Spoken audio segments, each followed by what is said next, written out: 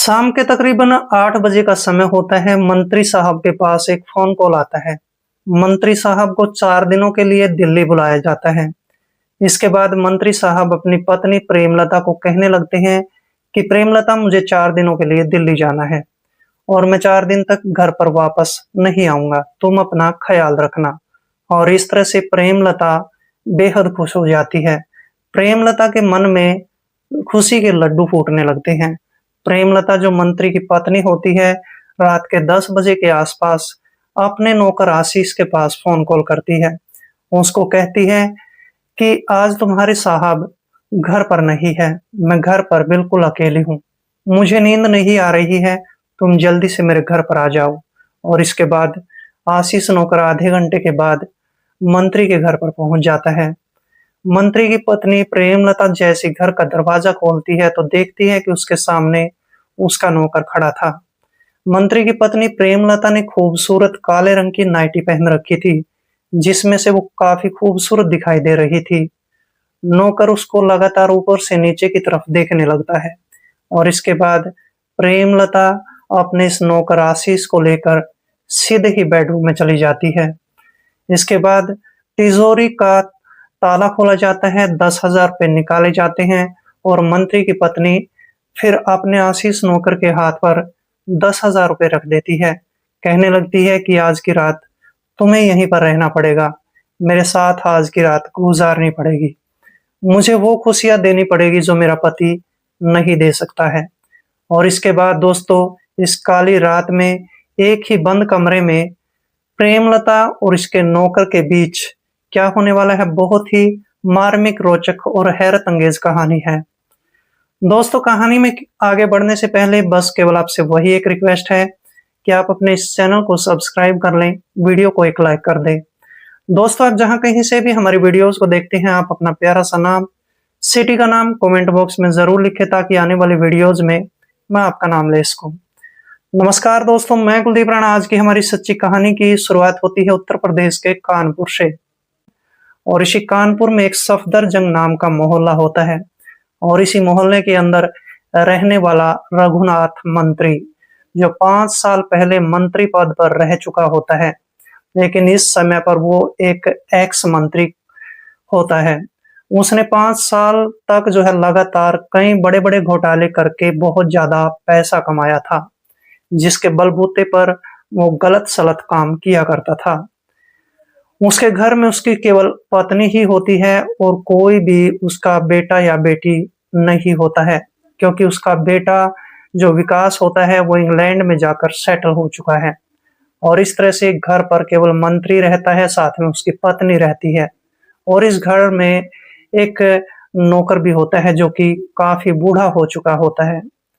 लेकिन मंत्री के बड़े बड़े शौक होते हैं। मंत्री साहब जो है हर रात जो है कोठे पर जाने का शौकीन होता है। वह अपनी पत्नी को कभी भी छूता तक नहीं है, जिसके कारण उसकी पत्नी प्रेमलता, जो कि 42 साल की हो चुकी है, वह अकेलापन महसूस करने लगती है। वह सोचने लगती है कि उसका पति तो उसको हाथ तक नहीं लगाता है। अब उसकी जिंदगी कैसे गुजरेगी? उसकी भी कुछ शारीरिक जरूरतें हैं, उसकी कुछ मानसिक जरूरतें हैं, वो कैसे पूरी करेगा? और इस तरह से इसकी पत्नी अब किसी और मर्द के बारे में सोचना शुरू कर देती है।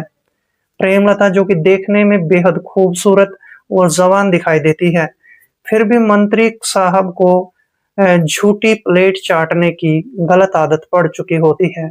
और अब इसकी पत्नी सोचने लगती है कि इस बूढ़े नौकर को घर से निकाल दिया जाए और इसकी जगह पर कोई जवान नौकर रखा जाए।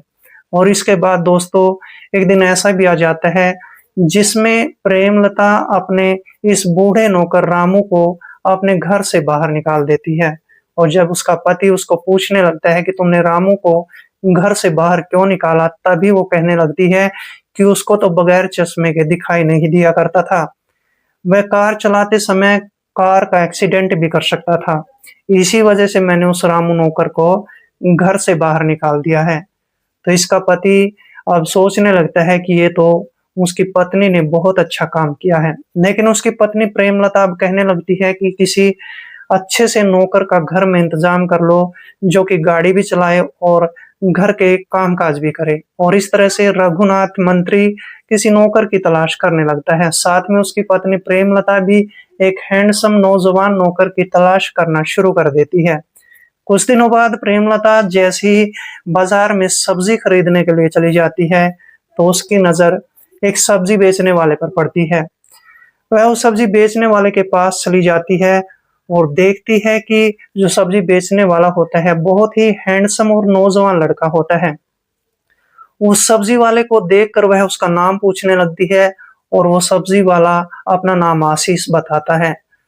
अब इसके बाद प्रेमलता उस आशीष को कहने लगती है कि तुम मेरे घर पर नौकरी करना शुरू कर दो। मेरे पति मंत्री हैं और तुम्हारी खूब तरक्की भी होगी।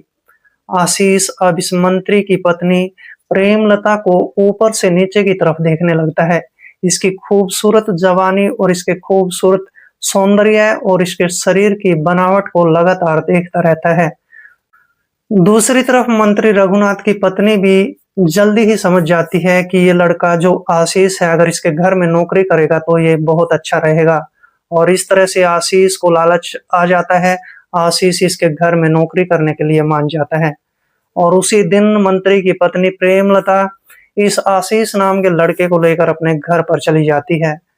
मंत्री से बातचीत की जाती है और आशीष को घर में नौकर का काम दे दिया जाता है। इसको घर के कामकाज समझाए जाते हैं और प्रेमलता इसको कहती है कि तुम्हें घर के कामकाज भी करने हैं, दिन में तुम्हें जो है मंत्री साहब की गाड़ी भी चलानी है और फिर रात को तुम अपने घर जा सकते हो। और इस तरह से आशीष मान जाता है।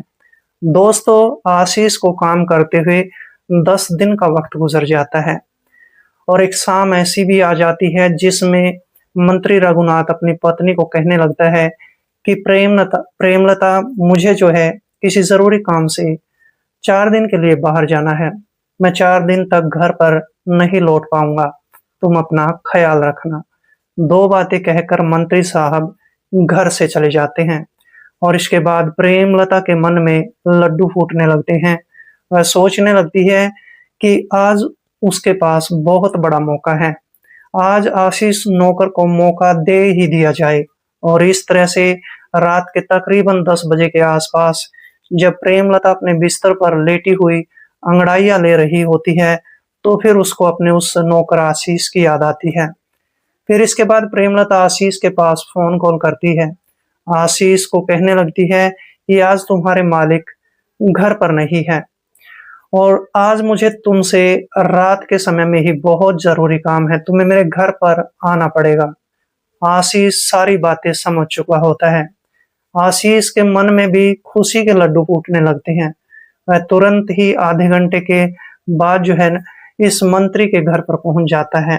और जब मंत्री की पत्नी प्रेमलता घर का दरवाजा खोलती है, तो इस मंत्री की पत्नी ने बड़ी खूबसूरत नाइटी पहन रखी थी। जब नौकर आशीष की नजर मंत्री की पत्नी पर पड़ती है, तो इसको देखकर वो मदमस्त हो जाता है। और इसके बाद मंत्री की पत्नी अपने इस नौकर को लेकर सीधे ही अपने बेडरूम में चली जाती है। बेडरूम में जाने के बाद अलमारी से पैसे निकाले जाते हैं। 10,000 रुपए नौकर आशीष के हाथ पर रख दिए जाते हैं और फिर नौकर को कहने लगती है कि मेरे पति मुझे छूते तक नहीं हैं।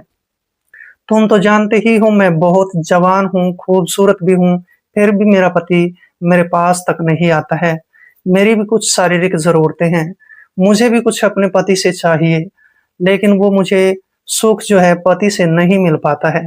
और आज की रात पति वाला सुख मैं तुमसे लेना चाहती हूँ। और इस तरह से जब आशीष अपनी मालकिन की बात वो सुनता है, तो बस गदगद हो जाता है। और इसके बाद मंत्री की पत्नी तुरंत उसी समय अपने बेडरूम का दरवाजा बंद कर लेती है।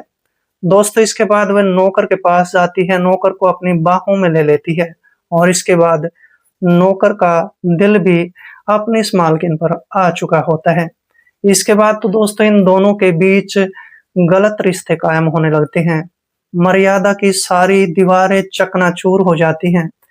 मंत्री की पत्नी मंत्री साहब को धोखा दे चुकी होती है और इस तरह से जब मंत्री की पत्नी की इस पूरी रात में कई बार संतुष्टि हो जाती है, तो इसके बाद इस नौकर को कुछ और ज्यादा पैसे दिए जाते हैं। आशीष नौकर उन पैसों को लेकर और भी ज्यादा खुश हो जाता है और खुशी-खुशी से अपने घर जाने के लिए तैयार हो जाता है। लेकिन मंत्री की पत्नी उसको कहने लगती है कि तुम्हारे मंत्री साहब 4 दिन तक घर में आने वाले नहीं हैं। 4 दिन का तुम्हारे पास वक़्त पड़ा है और तुम्हें जो है मुँह मांगे पैसे भी मिलेंगे। और इस तरह से नौकर फिर वहीं पर रुक जाता है।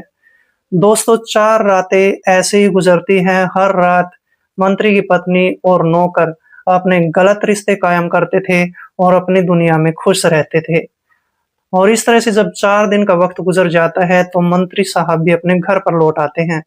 मंत्री साहब देखते हैं कि उसकी पत्नी आज बेहद खुश थी, साथ में उसका नौकर भी बहुत ज़्यादा खुश था।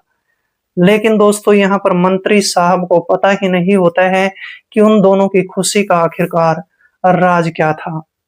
और इस तरह से जब मंत्री की पत्नी को कभी भी मौका मिला करता था, वह अपने नौकर को अपने घर बुला लिया करती थी, उसके साथ अपने गलत रिश्ते कायम कर लिया करती थी।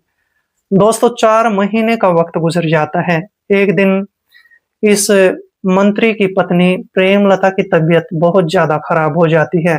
उसको बार-बार उल्टियाँ लगना शुरू हो जाती है और फिर मंत्री साहब अपनी पत्नी प्रेमलता को लेकर नज़दीकी हॉस्पिटल में चले जाते हैं। उसका मेडिकल चेकअप करवाया जाता है। डॉक्टर साहब जब उस मेडिकल चेकअप को करने के बाद उसकी रिपोर्ट को देखते हैं तो दंग रह जाते हैं, हैरान रह जाते हैं। कहने लगते हैं कि मंत्री साहब 4 साल पहले मैंने तुम्हारा जो है ऑपरेशन किया था और वो ऑपरेशन बिल्कुल सक्सेसफुल हुआ था, लेकिन तुम्हारी पत्नी तो अब भी प्रेग्नेंट हो चुकी है, ये कैसे हो सकता है? मंत्री साहब जब डॉक्टर की बातों को सुनता है तो दंग रह जाता है। सोचने पर मजबूर हो जाता है कि मैंने अपना ऑपरेशन इसी डॉक्टर से करवाया था, तो मेरी पत्नी कैसे प्रेग्नेंट हो गई है? आखिरकार मंत्री साहब अपनी पत्नी प्रेमलता को लेकर अपने घर पर आ जाता है और घर पर आने के बाद मंत्री अपनी पत्नी की पिटाई करना शुरू कर देता है। जैसे ही उसकी पिटाई की जाती है तो फिर मंत्री की पत्नी अपने उस नौकर आशीष के बारे में सारी कहानी बता देती है और फिर इसके बाद मंत्री साहब अपने नौकर आशीष की पिटाई करना शुरू कर देता है।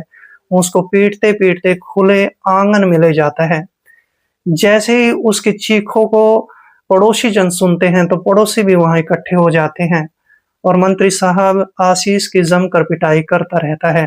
पड़ोसी सारी बातों को समझ चुके होते हैं और इस तरह से मंत्री साहब खुद फिर पुलिस स्टेशन में फोन कॉल करता है, मौके पर पुलिस को बुलाता है।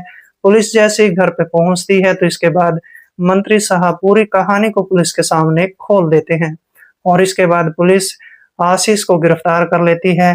मंत्री साहब 2 महीने बाद अपनी पत्नी प्रेमलता को डाइवोर्स यानी कि तलाक दे देते हैं और आज के समय में आशीष लॉकअप में बंद है और उसकी पत्नी अपने मायके में रहती है। और इस तरह से मंत्री की पत्नी प्रेमलता ने अपने ही नौकर के साथ अपने गलत रिश्ते कायम करके अपने हंसते खेलते परिवार को बर्बाद कर लिया था।